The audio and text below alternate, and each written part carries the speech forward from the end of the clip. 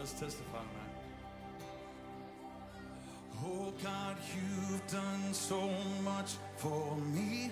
I'm grateful and overwhelmed here at your feet. And I could stay here forever, Lord. But you call me to something more. And I hear you say that you have a plan to use every broken woman and man to display just how good you are. We are your living pieces of art. What good does it do to hide away when all of my scars are a picture of grace? All right. So I will testify of the power of God. I will tell the word of the hope I have found. You, Lord. For my body was broken, my heart was made whole, and that's too good to keep to myself. So I will testify of the power of God. Oh, do you believe it? Has he done it for anyone else? I said, has he done it for anyone else? Because the God that I serve, he's always at work. Has he done it for anyone else? So come on and testify of the power of God. Come on and tell the world of the hope we have found. For our body was broken, our hearts were made whole, and that's too good to keep to yourself. Come on and testify of the power of God. This is my story, this is my song, praising my Savior all the day long. I'm gonna testify. Somebody testify your voice. This is my.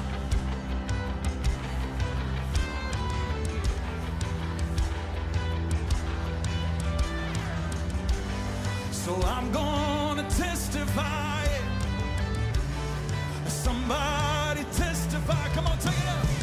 Jesus, my champion, the victor of grace, the only one worthy of all of my praise. Yeah. So come on and testify. Oh, somebody lift him high. Come on, testify the power of God. I will tell the world of the hope I have found. Oh, for my body was broken, my heart was made whole, and that's too good to keep to myself. So I will testify of the power of God. Sing that. Oh, my body was broken, my heart was made whole, and that's too good to keep to myself. So I will testify of the power of God. Oh, let's do that right now, Murfreesboro.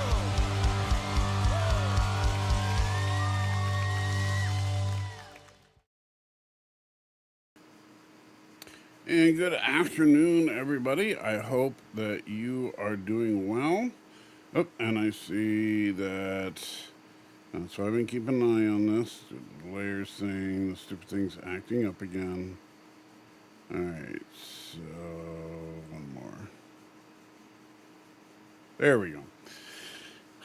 Yeah, this is really stupid. So every now and then, like Windows will do an update or Chrome will do an update, and all of a sudden that happens whenever I have a web source as part of the screen. And so, and web source is basically like, if you put in a donation or something and the little thing pops up, that's the web source is what creates that.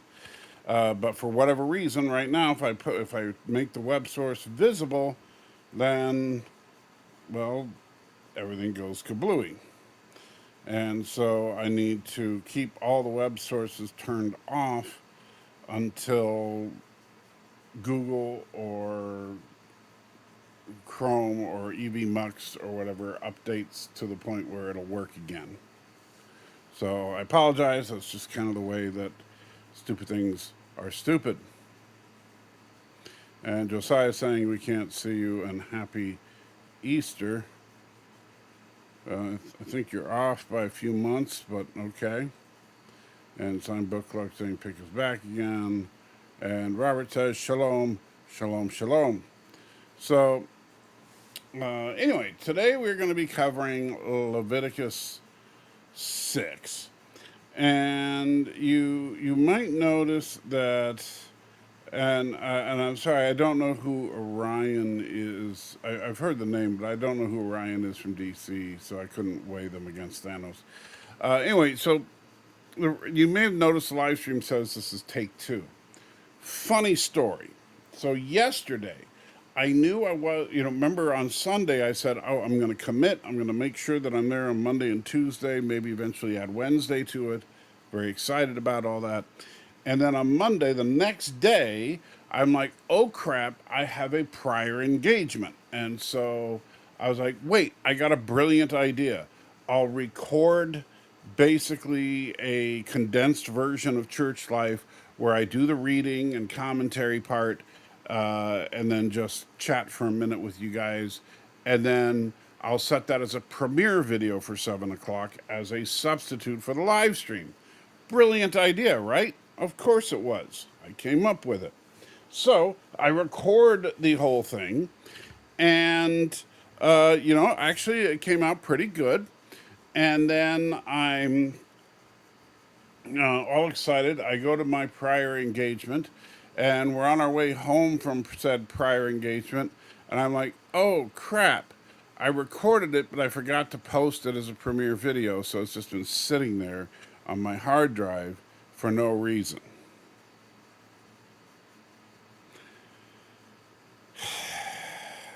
And now some of you might be thinking, yeah, sure, Salty, you're lying to us. So, let me switch to this screen, a screen I very rarely use, but I'm going to, let's see, share media, and we'll go to downloads.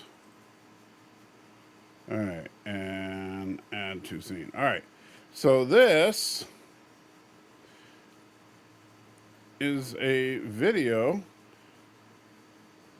and you can see it starts out with the whole testify thing.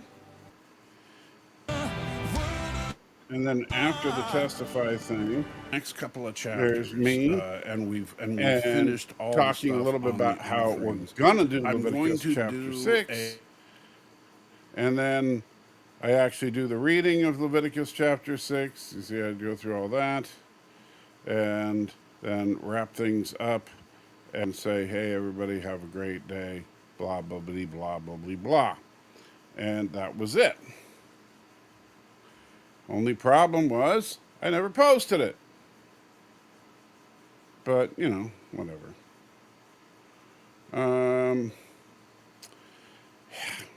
So I'm an idiot. Multi-gunman in the house says, how's it going? I am here. Who in your family got married? Nobody. It wasn't a marriage. It was a prior engagement, meaning something that I had committed to before I said I was. And actually, something just came up, too, for next Monday, but which is a church-related thing. So our church is having a special meeting because if you happen to watch the Experience Community Church live streams, you already know this. But our church is about to expand. We bought some property in a little bit north of the location where we currently are, in a strip mall, and basically there's a big old restaurant called Margaritas that went out of business. So we're going to take that restaurant and turn it into a smaller, more intimate setting for a second church that could hold probably around 350 to 500 people. As opposed to our current church holds about 18 to 1900 people, and is getting packed out to capacity at services every weekend. So we're trying to alleviate some of the stress. So if we can get 400 or 500 people to go over to the other church, that would help relieve some stress. So we're setting up this new church. We're calling it Murfreesboro North because it's north of the original location, and so a week from yesterday, next Monday, they're having a meeting at the church for anybody who's interested in helping getting that church going.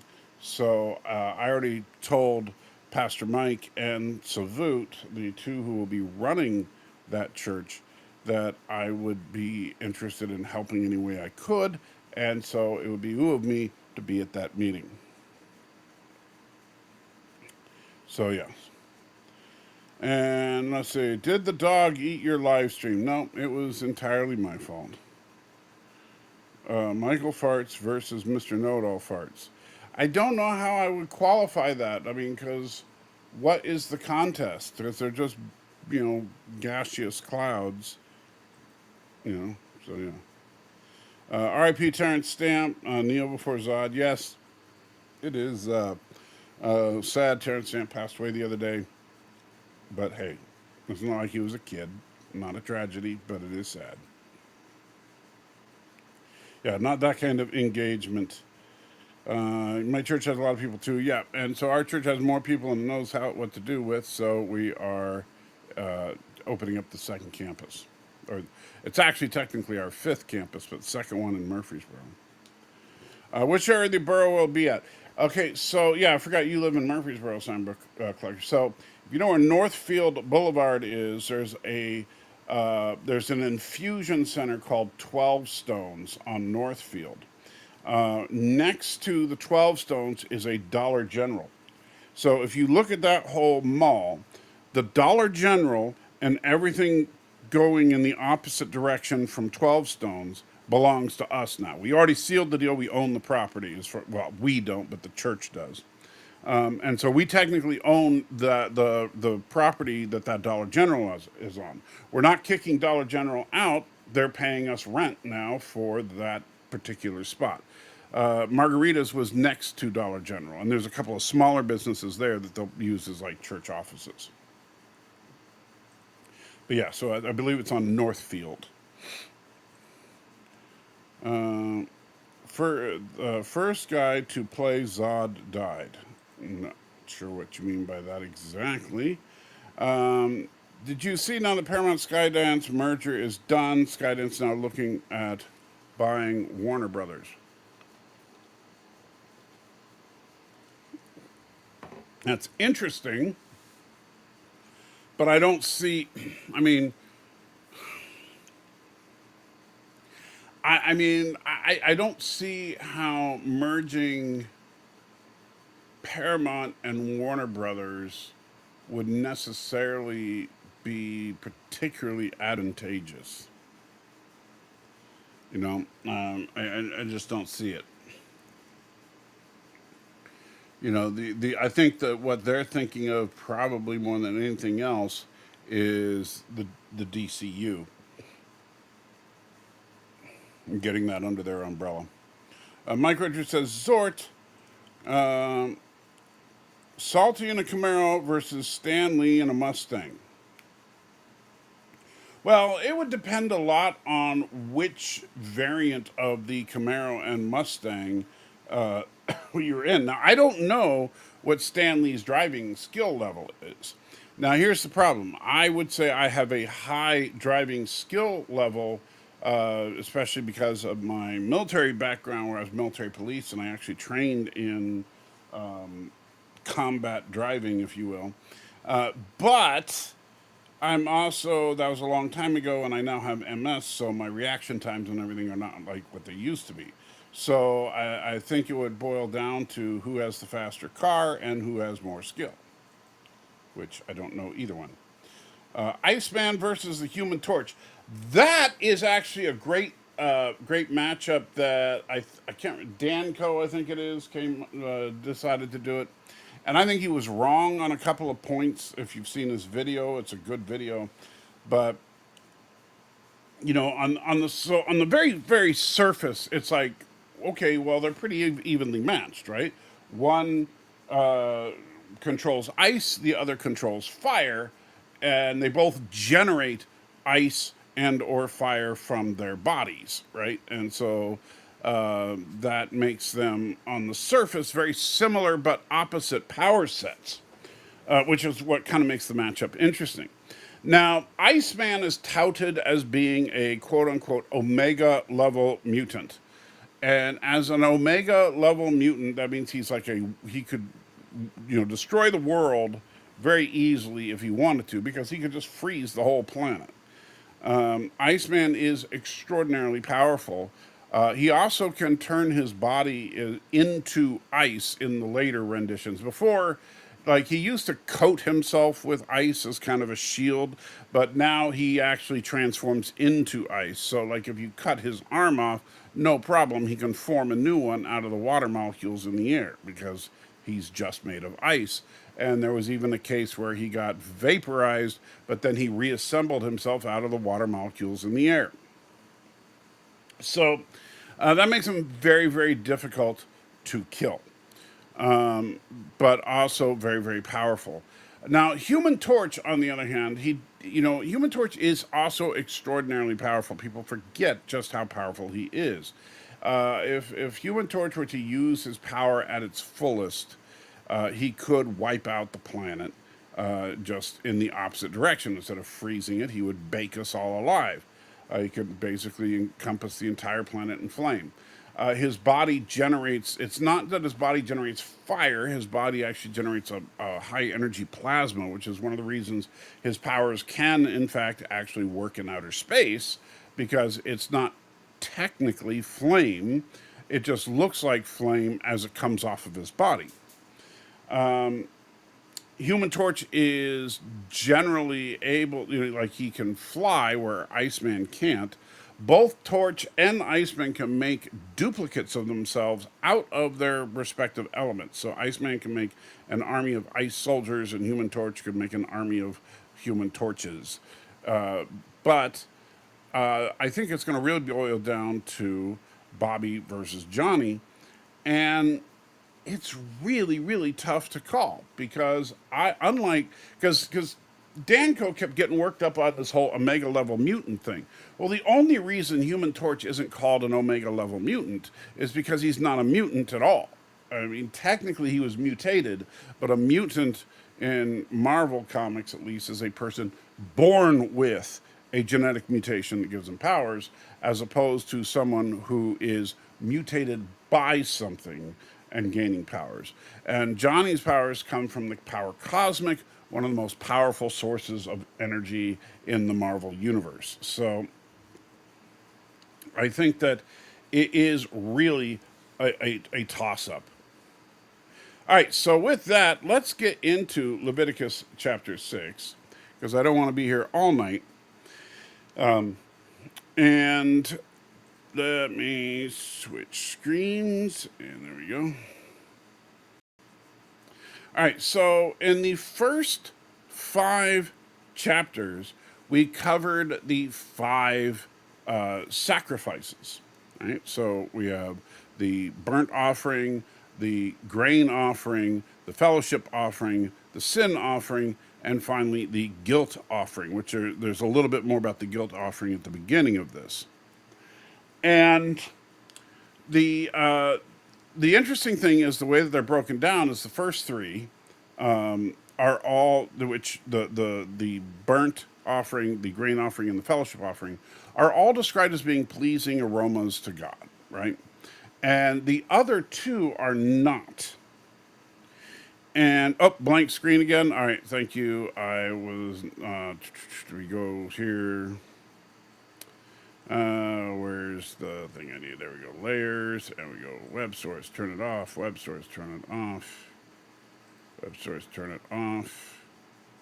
There we go. So let me know if we are back. So need to wait and see what you guys. Okay, anything, guys? Tell me, tell me, tell me. Okay, yeah, looks like everything is back now. Yep. All right, so let's switch back. And so now you guys should be able to see the Bible thing up there. All right, so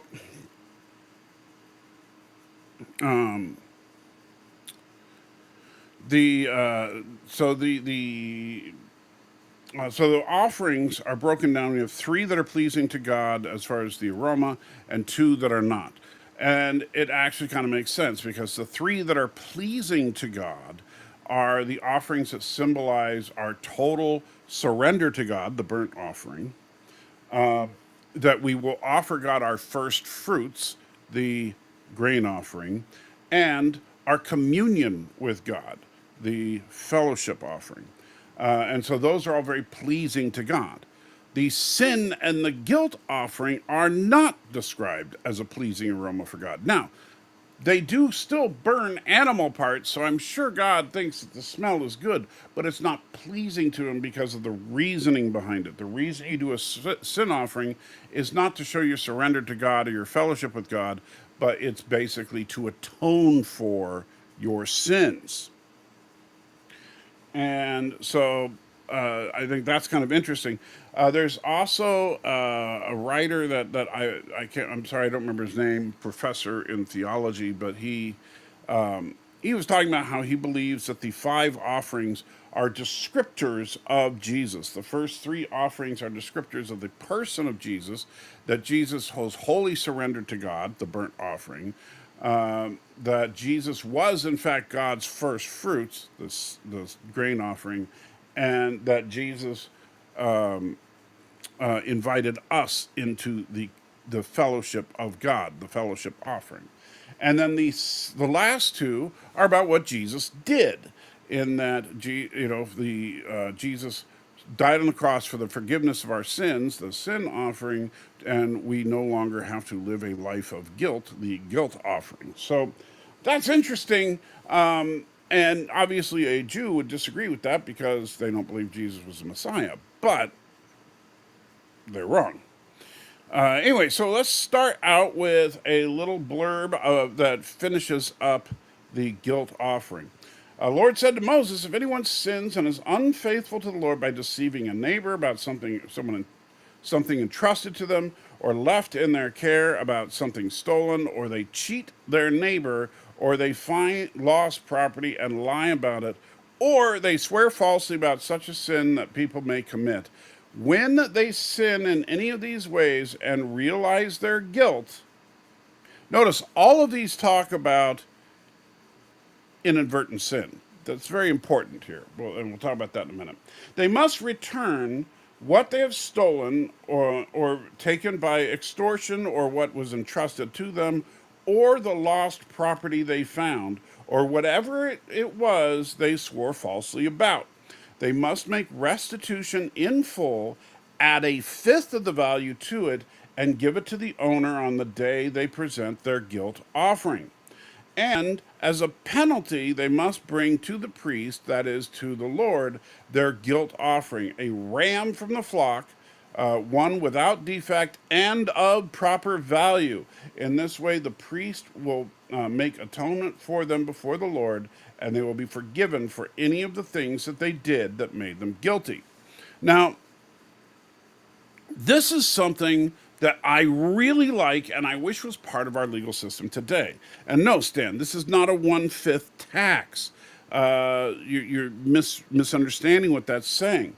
It's not saying to give to, like, if basically it's like if I have a $500 TV and you steal it from me, and then you get busted, right?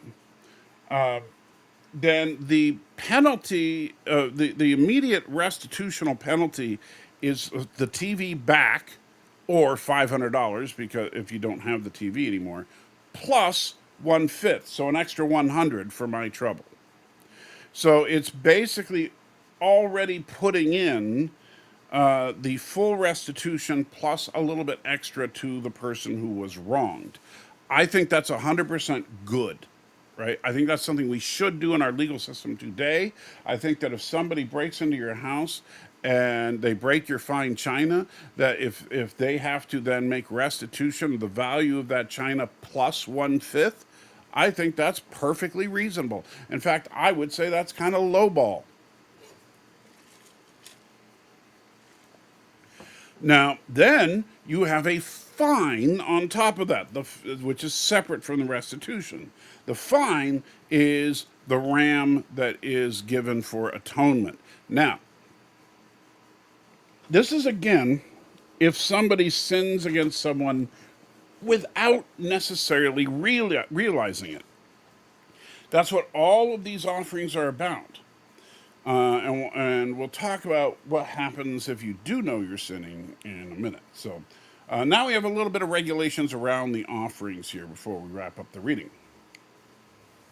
The burnt offering. The Lord said to Moses, "Give Aaron and his sons this command. These are the regulations for the burnt offering. The burnt offering is to remain on the altar hearth throughout the night till morning, and the fire must be kept burning on the altar. The priest shall then put on his linen clothes with linen undergarments next to his body, and shall remove the ashes of the burnt offering that the fire has consumed on the altar, and place them beside the altar. He is then to take off these clothes and put on others, and carry the ashes outside the camp to a place that is ceremonially clean. The fire on the altar must be kept burning. It must not go out. Every morning the priest is to add firewood and arrange the burnt offering on the fire and burn the fat of the fellowship offerings on it. The fire must be kept burning on the altar continuously. It must not go out." So a couple of things here. Obviously, God is saying that we're getting into some of the duties of being a priest. And one of those duties, a very important duty as far as God is concerned, is that the fire on the altar must always be burning. And not, but and by the way, if you think about it, even at this time, there's one tabernacle, and later on, after Solomon builds it, there'll be one temple that replaces the tabernacle. And all the Jews have to do all their sacrifices at that location. There is no other location, and it's very specific. God says that you cannot do sacrifices anywhere else, which means that at this time, there's 2 million Jews. So 2 million sacrifices that need to be done multiple times a year. So obviously, they're going to be constantly, those fires need to be constantly going in order for all these sacrifices to be constantly kept. And this particular thing is that, so after the burnt offering is completed, you take those ashes and you remove them. You change your clothes because your clothes now have the ash all over it, so they would be, whatever. And then take it outside to a place that's ceremonially clean. That's all symbolic to show that these ashes are sacred because they're part of the burnt offering. Now we go to, the grain offering. These are the regulations for the grain offering. Aaron's sons are to bring it before the Lord in front of the altar. The priest is to take a handful of the finest flour and some olive oil together with the incense of the grain offering and burn the memorial portion on the altar as an aroma pleasing to the Lord. Aaron and his sons shall eat the rest of it. This is something Stan Lee was talking about before when we were saying, well, what happens to the stuff that's not burnt? So Aaron and his sons will eat the rest of it, but it is to be eaten without yeast in the sanctuary area. They are to eat it in the courtyard of the tent of meeting. It is not to be baked with yeast. I've given it as their share of the food offerings presented to me. Like the sin offering and guilt offering, it's most holy. Any male descendant of Aaron may eat it for all generations to come. It is his perpetual share of the food offerings presented to the Lord. Whatever touches them will become holy. The Lord also said to Moses, "This is the offering Aaron and his sons are to bring to the Lord on the day he anointed, a tenth of an ephah, whatever that is. It's a small amount. Of the finest flour, the regular grain offering, half of it in the morning and half in the evening. It must be prepared with oil on a griddle and bring a well mixed and present the grain offering broken in pieces as an aroma pleasing to the Lord. The son who is to succeed him is anointed priest shall prepare it. The Lord's perpetual share, and it is to be burned completely. Every grain offering of a priest shall be burned completely. It must not be eaten." So when a priest himself makes a grain offering, it's to be burned completely. However, the grain offerings from the people, a portion is burned and the rest goes to the priests as their food, which we'll see later. David violate that rule. But the notice all the references to yeast here, and again, people get well worked up, like, oh, what does God have against yeast? Just like what did Jesus have against figs, right? But nothing. It's just that yeast is a symbolic use to show how sin can infiltrate something and spread throughout the whole thing, because it only takes a little bit of yeast to rise a huge amount of dough. And so, as a gesture of that, the priests will not eat yeast, so as to show that they are not to indulge in any sinful behavior. They are the priesthood. Finally, the sin offering. The Lord said to Moses, "Say to Aaron and his sons, these are the regulations for the sin offering. The sin offering is to be slaughtered before the Lord in a place. In the place the burnt offering is slaughtered. It's most holy. The priest who offers it shall eat it. It is to be eaten in the sanctuary area in the courtyard of the tent of meeting. Whatever touches any of the flesh will become holy, and if any of the blood is splattered on a garment, you must wash it in the sanctuary area. The clay pot the meat is cooked in must be broken, but if it's cooked in a bronze pot, the pot is to be scoured and rinsed with water. Any male in the priest's family may eat it. It is most holy. But any sin offering whose blood is brought into the tent of meeting to make atonement in the holy place must not be eaten. It must be burned up. So here we have with the sin offering, the again, like the other offerings, the part that is not burnt up, the priest can eat unless the sin offering, the blood is brought to make atonement, in which case the whole thing must be burnt up. And so to show that, because if the sin offering is to make atonement for something, basically if it's a fine as opposed to just a general sin offering, then it is to go 100% to God. It is not to profit the priests. Now, again, I said, okay, let's talk for a second about, well, if what happens if you sin intentionally or knowingly.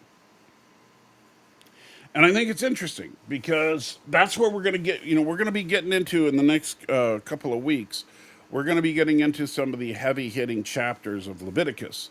That is the parts of Leviticus that deal with the details of the law. And it will say, for example, if this law is broken, this is the punishment. If this law is broken, this is the punishment, etc.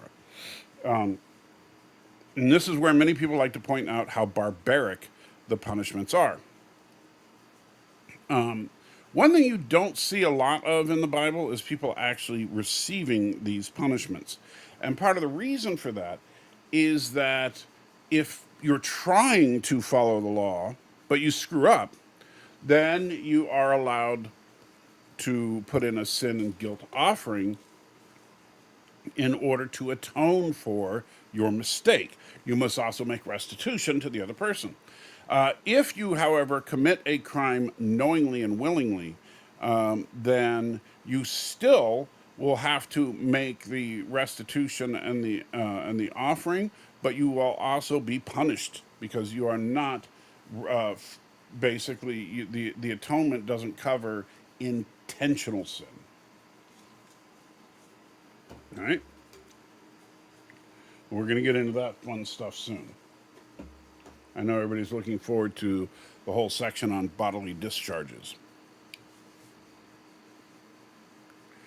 All right, so back to the chat we go. So me could see a Star Trek Babylon 5 crossover. I don't think that would ever happen. Oh, I used to live over there. Okay, well, there you go. Then you know right where it is. Twister from IP Man versus Sugar Ray Robinson. I don't remember the character of Twister. If you're talking about IP Man himself, I would probably have to give it to him, but I don't remember who Twister is. Oh, since we're on pop culture for now, did you hear that apparently there was a TARDIS inside the scavenger ship in the last Strange New Worlds? I did not, but I would love to see it. As the Doctor on Voyager, as the Doctor says in Voyager, Fairhaven, or other episode from the same place, sinners. Okay. I've done track days. Okay. Can you drive a stick? Oh, you've done. Oh, as far as driving, we're talking about. Can you drive a stick on a track? Could I? Yes. However, I think we should make it a rally race. So they had an Easter egg. The ancient human scavenger ship had caught the TARDIS at some point. That is hilarious. Dave Cullen versus the Critical Drinker. That's interesting because Cullen is, of course, Irish. Critical Drinker is Scottish. Now, both the Irish and the Scottish are notoriously powerful drinkers, and both love to fight. However, they also both have a common enemy, and that is the English. And the interesting thing is that at least most of Ireland, except for the Republican. I don't Northern Ireland or whatever it is. But except for that one smaller section, Ireland managed to defeat the English. However, the Scots never did. So I'm going to have to give it to Cullen. Did I blink and miss Leviticus? I guess so. Better security chief, Worf or Tasha Yar? Oh, who's the better security chief, Worf or Tasha Yar? Worf for sure. Inspector Clouseau versus Frank Drebin. Now, there's an interesting one because both tend to always win in the end, but they usually win in the end despite their incompetence. However, it depends on which Frank Drebin. Because if you're talking about original Frank Drebin, played by Leslie Nielsen, I would probably give it to Inspector Clouseau. Because while both are insanely incompetent and yet catch their bad guys through their incompetence, Inspector Clouseau just seems to do it in a slightly more clever way. However, if you are talking about the new Naked Gun with Liam Neeson as Frank Drebin Jr., then I would have to give it to Frank Drebin because he is not entirely incompetent and, in fact, is an effective hand-to-hand combat fighter. And so I think that he would absolutely brutalize Inspector Clouseau. And you can make it. You can instantly make your temperature. That's another thing that was interesting that Danko left out. Yes, it's true that Iceman could instantly make a room super cold. But yeah, room temperature beer ice cold from X-Men or X2. But anyway, but Iceman can instantly freeze a room. So can the Human Torch. They both, the interesting thing is they both have the same power, but they approach it differently. And what I'm saying is they can ultimately, their primary power, their primary ability is not heat or cold. For both of them, their primary ability is to control temperature. And both of them can do that. It's just that Johnny tends to make temperature higher most of the time, but occasionally will make it lower. Like I wish I had the issue number because I wanted to cite it when I talked about it in this chat. But I actually have an issue of Fantastic Four where the thing, something bad was happening to him. I don't even remember what. And so the Human Torch got the idea that the only way to save him would be to lower the temperature of the room to absolute zero. So he absorbed all the heat from the room so that the temperature would become absolute zero so the thing would be preserved until they could get back and help him. Gorilla in the house saying comply. How you doing? Then there's Johnny Supernova Bad. Not entirely sure I know what you're talking about, but I am going to, let me, ooh, I know what I can do. Let's go to layers and let's see, we'll add new layer. We're gonna do a app and widgets, and we're gonna do, there we go, add to scene, and we'll move it down. I'll put it up here. All right, and we're gonna put the timer 0. Shut up. All right, there we go. 30 minutes. But actually, we'll reset it in a second because I need to text my wife, and she asked me to give her 30 minutes notice before we could have dinner. So let me go to, okay, 30 minutes.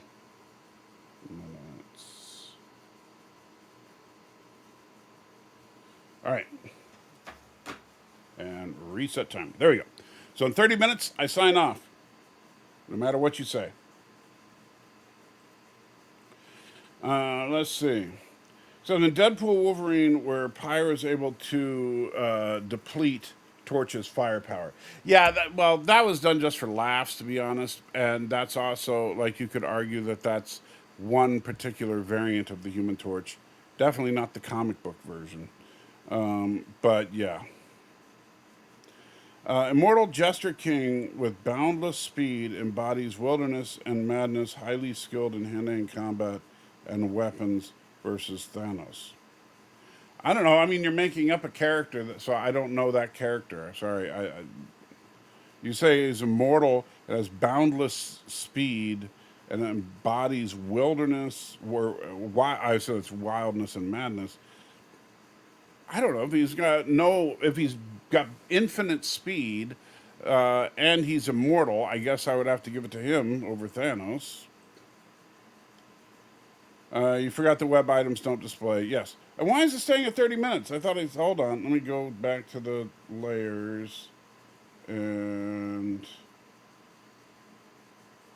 oops. Come on. There we go. And go to settings and start. Start. Come on. Why are you not starting? Let's try it again. Oh, that's over. Oh, that's funny. Okay. Come on. There we go. Now it's counting. Dumb, stupid thing. All right. Back to comments. Can't see your web items. Yes. But you should be able to see the clock because that's not technically a web item. Hopefully you can see it. And let's fast forward to now. I hate that, like, when you're not on the screen. Yeah, so it looks like you can see it. We don't see what want to show us. And then blank screen. Yes, okay. Sad blank page. Oh, that was when I switched screens. So keep reading this 24 minutes ago. This okay. Here we go. So John Lennox. No, no, this one is not a John Lennox book. Someone else. Already talked about the 1/5 tax. Let's see. Is that the rule in our legal system? No, our legal system generally is that the way that it was described to me by a lawyer actually when I was involved in suing someone is that the law is there to make you whole again. So if someone steals something worth $500, then they owe you that item back or $500, nothing more. Now, you can argue, you can make the claim for additional damages, but you have to prove those damages. So, for example, somebody comes into your house and they break your leg, right? So they automatically they have to pay your medical bills for breaking the leg, right? That's going to happen regardless. And then on top of that, let's say that because of your broken leg, you're unable to go to work. So you may have a case for suing for lost wages in that case, because you obviously couldn't make it to work. Or, for example, if somebody wrecked my car, like they crashed into my car, and now I can't earn money as an Uber driver, so I could potentially sue them for that as well as the damage to the car. However, another problem with our system is that even though the idea is that the person will be made whole again, a lot of times it doesn't work that way, because if the item has depreciated value, then the law only gives you the value of the item, not necessarily the replacement of the item. I think it should always be based on replacing the item. If I have a 42-inch monitor and you come in and steal it, then you owe me a 42-inch monitor. Not what that monitor is worth in today's dollars based on when it was purchased and depreciating X percent every year, you know. And same thing with a car, because that's where people get screwed a lot of the time, is that their car gets wrecked, and let's say their car costs $30,000, but because their car is now a couple of years old, they only get, $18,000 for it. So now it's going to cost you $30,000 to replace the car, but you only get 18. So I think that that's kind of messed up. I think that people being made whole means replacement, not current market value. Don't they get jail time and insurance pays for the loss? Well, the insurance still, if they're doing their job, sues them. Like a lot of the time, what happens is if you get into an accident with somebody, if all you do is talk to your insurance company, you have no idea what's really going on, because your insurance company is suing their insurance company, and so that they can get the maximum amount of money back, hopefully more money than what they pay you. That's what, and that's actually the sad truth of it. Like they might give you, okay, so because you have full coverage on your car because you're not dumb, and the other person didn't have, well, the other person's insurance is working on it, right? And so you file with your insurance company. Your insurance company cuts you a check because they say, oh, the fair market value of your car is $18,000, and we'll give you an extra $500 for your trouble. And you say, oh, gee, thanks for the extra $500. I'll take that, and you take the check. However, they turn around and they sue the other insurance company for $150,000.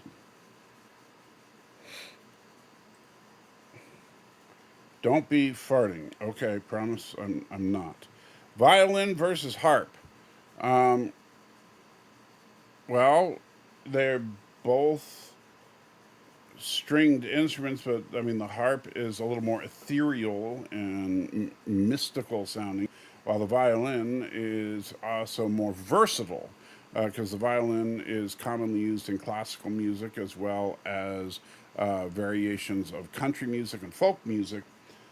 So I would have to give it to violin. Do courts often order the thief to repay their theft in cash? Well, that's another problem with our system, is that generally speaking, like if someone breaks into your house and steals stuff. And then they go and sell the stuff so they can get their drugs. You file a report with the police arrest the guy gets charged, the guy gets convicted. That court just basically sends the guy to jail. In order to get your restitution, you have to take them to civil court and sue them for the value of the stuff that they stole. However, if they're rotting in jail, chances, what's going to probably happen is, since they were already found guilty of the crime, you're going to get a summary judgment against them because they have no case. However, they also are sitting in jail and have no income. So unless they have assets that they can liquidate and pay you back, you're not going to get anything. So, which it's kind of, yeah, it's unfortunate, but that's just the way it works.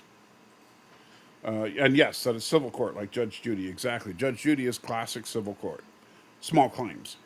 Then lines out front be horizon year round and that place. I don't know what you're talking about. Timothy Hunter from DC versus Dr. Fate. Don't know who Timothy Hunter is. Yeast can turn something good and healthy into alcohol too. That is true. But that's not the point of yeast and its symbolic nature in Scripture. The Bible's not trying to say yeast is bad. Yeast is used as a metaphor for sin, and that's why the priests can't have it. Jesters versus clowns. Well, jesters are kind of outdated and all but extinct, while clowns are still just doing fine, so I'll give it to clowns. If you had to choose someone to be in a foxhole with, who would it be? Michael Burnham, Worf, O'Brien, Major John McGillis, or Sergeant Hartman? Oh, that's easy. Michael Burnham. Because she's a Mary Sue. She can't lose. I would pick Michael Burnham and then say, Michael, go fix it. And then, that would be it. The difference between murder and premeditated murder are big too. Yeah, and that's kind of like in our justice system, intent is important. And that's murder, first degree murder, as it's in most states, means that you contemplated killing someone, made a plan for killing that person, and then did it. Now, it doesn't mean that you spent months of planning or anything like that. It could be like 5 minutes before you actually killed the person. You're like, that's it, I'm going to go kill that guy, right? So you weren't in the room in a passion moment like where you're fighting and then accidentally killed them. You were like, no, I'm going to go kill that guy. That's my plan. Now, the problem with first degree murder is you have to show intent, right? And so, for example, if you say that, the person came into the other person's house and shot him in the head. Well, the fact that they actually, went and brought their gun with them when they don't usually carry a firearm all the time, that could be indication of intent. And you would use that as a lawyer. And guess that's the difference between criminal and civil court. Yeah, we broke it into two areas, and I don't think we should. I think restitution should be made in criminal court, 100%. And I also think that if, the way I would do it, and I know I'm a softie, and, Mr. Know-it-all calls me a liberal, but whatever. I think that if, for example, if a crime is committed against a person or business or whatever, and there is damages involved with the crime, whether it be, through property damage or, mostly property damage, or somebody is injured and there's doctor's bills and all that, then when the judge orders sentencing, I think that they should get a full restitution plus 1/5, just like the biblical standard. But again, that's the replacement cost, not the market value of the item. And I would say this: if the person is being sentenced to jail or whatever, and they don't have assets, then the state will pay the money to the victim, so that they still come out okay. And then the person who is incarcerated, it becomes their duty to repay the state. And so it basically becomes a lien on that individual that they must repay. So whenever they get out of jail and they start making money again, then a small amount needs to go to the government until it's paid back. Droopy Dog versus Huckleberry Hound. That's a tough one. Huckleberry Hound is definitely more annoying to me than Droopy, so I'm going to give it to Droopy. We can do a rally, Sarge. Uh, Played lots of Richard Burns and Colin McRae. And you have to go with Steve Martin as Clouseau. Jeez. Well, if Steve Martin is Clouseau, he just loses. Well, cold is a lack of heat. Yes, but that's the thing. So they have the ability to control the molecular agitation state of all the molecules around them. That's what they both do.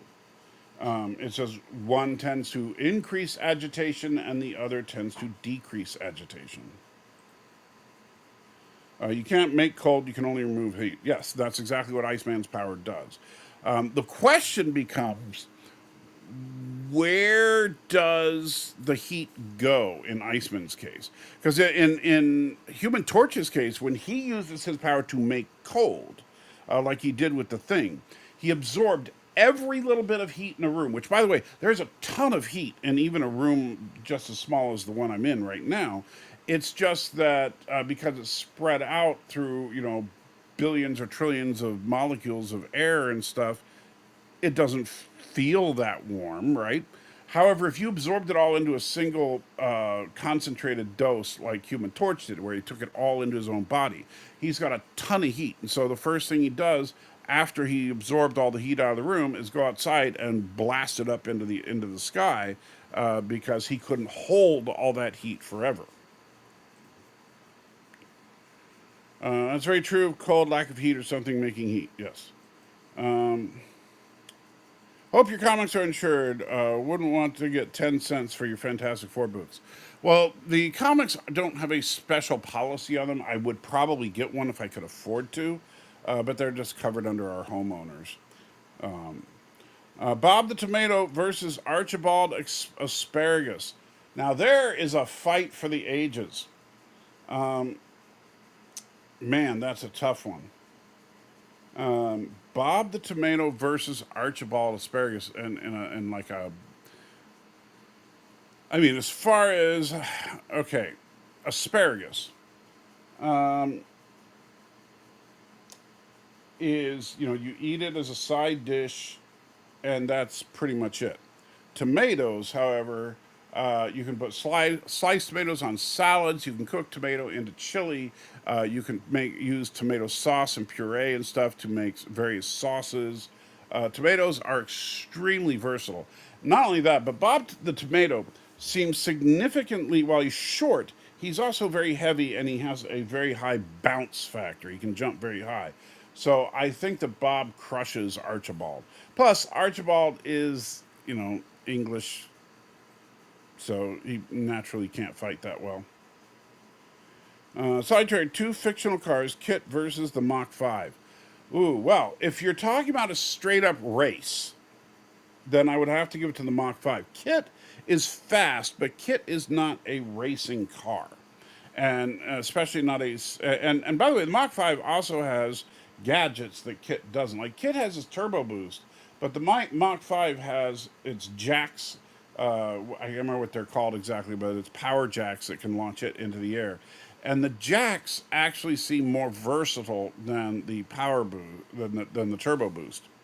The biggest advantage Kit has is his armor plating and AI. You don't need a driver, which is good because I'm sure that Speed Racer is a far superior driver to Michael Knight. But if you're in a race, the armor plating is only going to help you if, in fact, it's like a demolition derby. If it's a straight up race, chances are the Mach 5 is going to take it. Timothy Hunter from DC is who Harry Potter ripoff. I don't know anything about Timothy Hunter, and I don't really care about the mystical stuff that much. It's only about 20 minutes until the nukes are launched. Yes, we're down to 14 minutes and 36 seconds now. Arabic in the house says, "Hey, how you doing?" Stanley says, "Capital punishment in the courtroom after sentencing."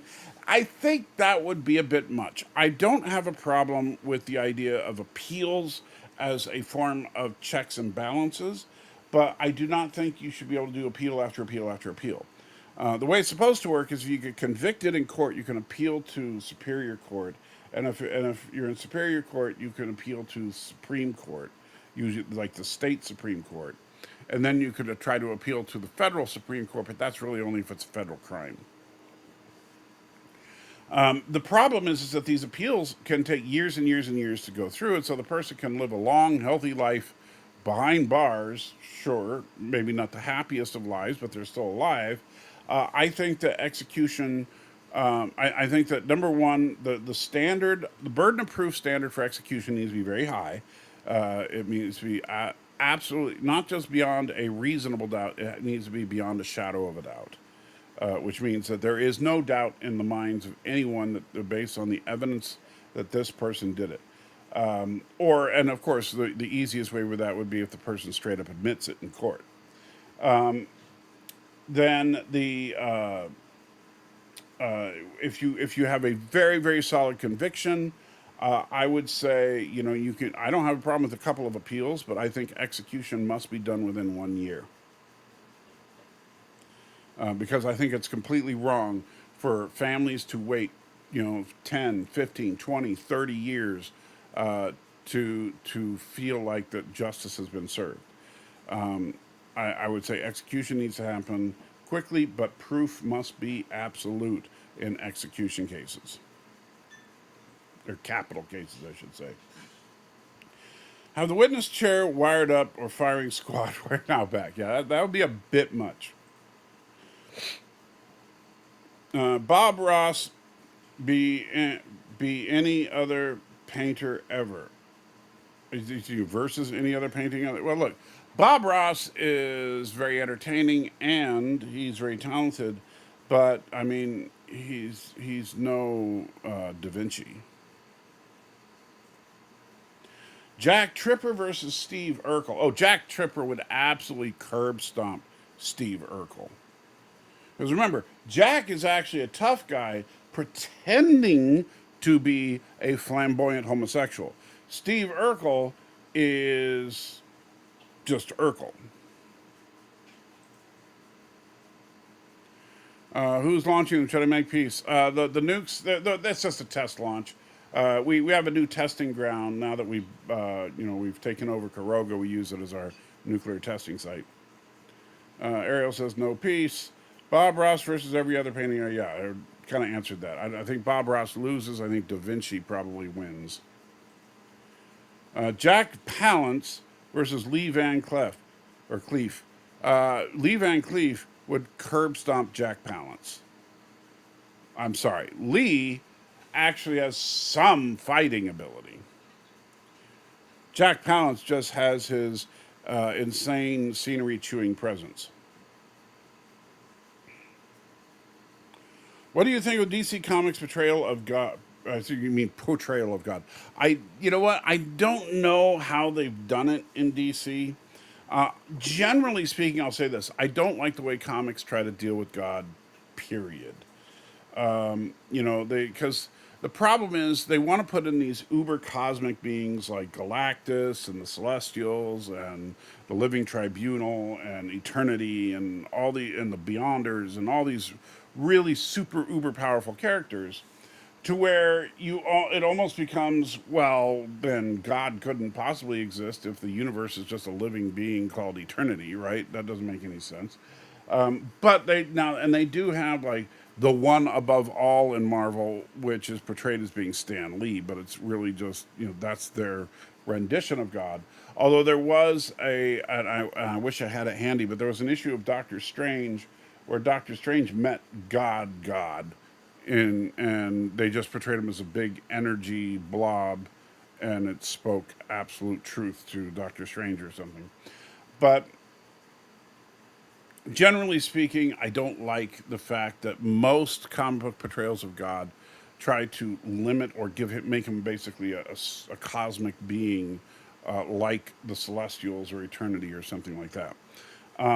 That being said, I do appreciate that at least some characters are in fact deeply religious. Nightcrawler from the X-Men, Daredevil, Both very, very religious individuals. Even the Thing is Jewish in some of the classic Fantastic Four stuff. So I like the fact that they do have a smattering of characters that are genuine believers. And of course, nowadays you have what's her name? Miss Marvel is Muslim, right? I don't know if she's a believer in Islam or if she just goes because her parents believe, but I know she's a Muslim. So, that part I'm okay with as far as the portrayal of some of the religious believers. I just don't like the fact that, I mean, because God doesn't really ever need to be part of it, but then they have all these super uber cosmic beings that kind of mess it up. Jack Tripper versus Al Bundy.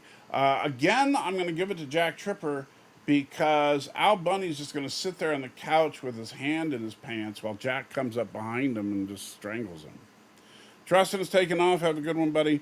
Bob Ross wins in the Air Force. He was a drill instructor also. So, I mean, if you're talking about, sure, maybe Bob Ross beats him up in a fight. I mean, here's the problem. Do you know what Leonardo da Vinci actually looked like? The guy could have been totally jacked. We don't know. Do you know what any of the classic painters in history look like? Heck, I don't even know what Picasso looked like, and he wasn't that long ago. I can tell you what Andy Warhol looked like, and I wouldn't be surprised if Bob Ross could take Andy Warhol.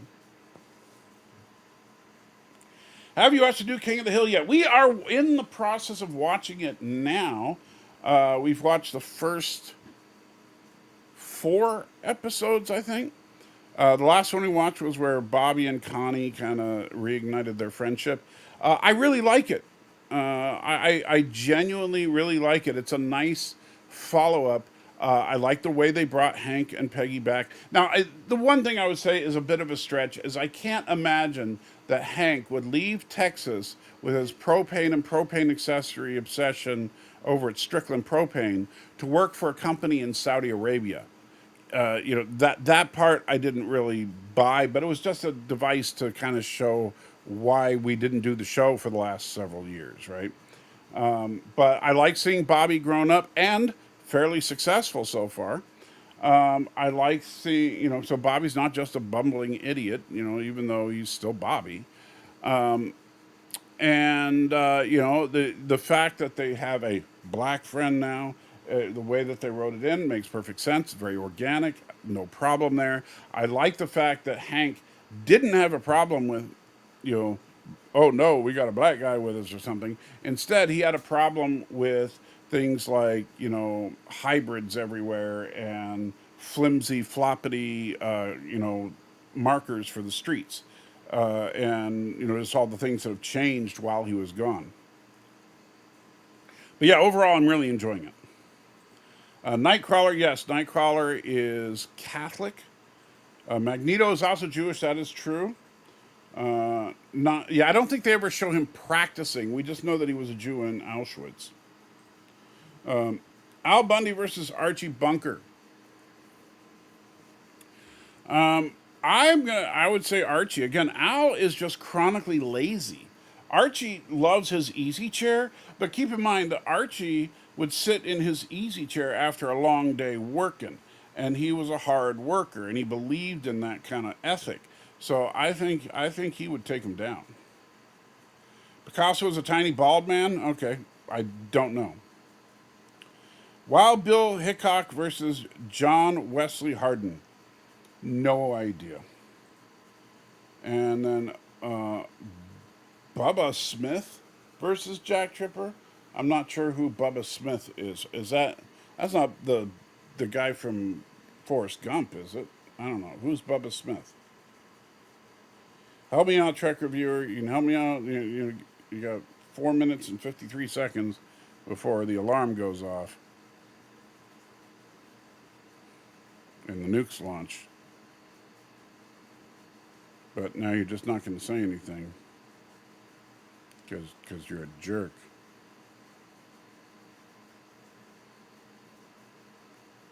Football? What, Bubba Smith is a football player? Let me look up. Bubba Smith. Football. Okay, so Bubba Smith died 13 years ago. Okay.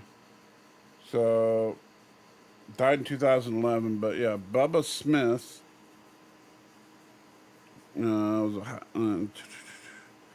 Yeah, I mean, obviously, I would probably give it to Bubba Smith. I don't know enough about him to know much, except that, if he was a professional football player, he's probably got Jack beat physically.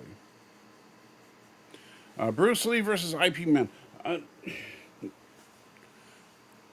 Generally speaking, when it comes to martial arts, I like to talk about the fact martial arts are not a superpower, right? Martial arts doesn't mean if martial arts does not mean that you can be 180 pounds and throw a 300-pound guy across the room, right? Like they like to show in movies and stuff. That being said, Bruce Lee was probably the smartest and best fighter of all time. When he devised Jeet Kune Do, a brilliant martial arts system, and if you haven't read his book called The Tao of Jeet Kune Do, if you're interested in martial arts, you should read it. But in Jeet Kune Do, I'll tell you, like in the Tao, here's a little saying in the Tao of Jeet Kune Do that I really liked. When I first started learning martial arts, I thought a punch was just a punch and a kick was just a kick. As I grew in my skills in the martial arts, I realized a punch is more than a punch and a kick is more than a kick. Now that I'm a master of the martial arts, I realize a punch is just a punch and a kick is just a kick.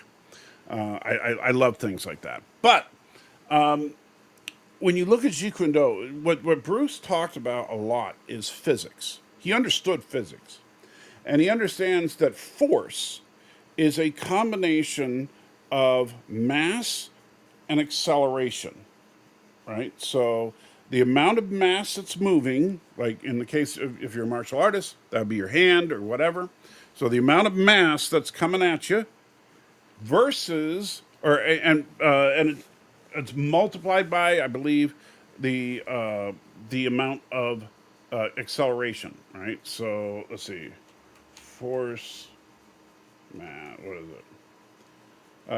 F equals ma. Yeah, so force equals mass times acceleration. All right, so what does that mean? That means two things. So if you want to be an effective fighter, being big, being jacked, being like Dwayne the Rock Johnson is a definite advantage. Because if Dwayne the Rock Johnson weighs twice as much as you do, as he weighs more than twice as much as Bruce Lee, obviously, then when he hits Bruce Lee, that's double because it's multiplying out, and so that's doubling the amount of force in that impact just by the sheer mass of his arms, right? However, remember, it's mass times acceleration. Bruce Lee knew that he was never going to win in the mass department because he was a little guy. So his sole focus as a martial arts master was to be the fastest man alive. And I only got 37 seconds, so I'll try to make this quick. So if you ever watch Bruce Lee going at full speed, like find some of his old screen test footage, you can find it. He can throw a kick so fast that the camera, a film camera, cannot record it. Because in one frame, his foot is on the ground, and the next frame, his foot is in the kick position. He's that fast.